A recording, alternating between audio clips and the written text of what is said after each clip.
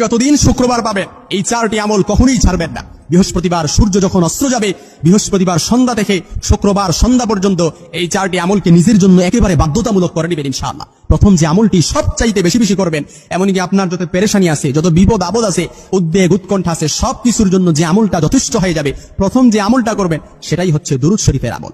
দুরূদ শরীফ পারি না এমন কেউ নাই। সবচাইতে ছোট্ট দুরূদ সাল্লাল্লাহু আলাইহি ওয়াসাল্লাম, এই দুরূদটাও আমরা পারি। এই দুরূদটাও আপনি চাইলে করতে পারেন। সবচাইতে চারটি আমলের মধ্যে সবচাইতে বেশি যে আমলটা করবেন সেটা হচ্ছে দুরূদ শরীফের আমলকে, একেবারে দুরূদ শরীফের আমলকে নিজের মধ্যে আঁকড়ে রাখবেন। শুক্রবার দিনে 2 নম্বর যে আমলটা করবেন সেটা হচ্ছে যতদিন বাঁচবেন, যতদিন জীবনে শুক্রবার পাবেন, এই শুক্রবার দিনের ফজরের নামাজটা কখনো মিস দিবেন না। ফজরের নামাজটা জামাতে পড়বেন ইনশাআল্লাহ। 3 নম্বর যে আমলটা করবেন সেটা হচ্ছে শুক্রবার দিন সূরাতুল কাহাফ পড়বেন। ইয়াকুনু লাহু নূর, যে ব্যক্তি শুক্রবার দিনে সূরাতুল কাহাফ পড়ে, এই সূরাটা কাল কিয়ামতের ময়দানে ইয়াকুনু লাহু, তার জন্য নূর, ইয়াকুনু লাহু নূর, তার জন্য নূর হবে। এই নূরের আলো দিয়ে ওই ব্যক্তি কিয়ামতের ময়দানে ফুলসিরাতের পুর অনায়াসে পার হয়ে যাবে। সুবহানাল্লাহ বিহামদি।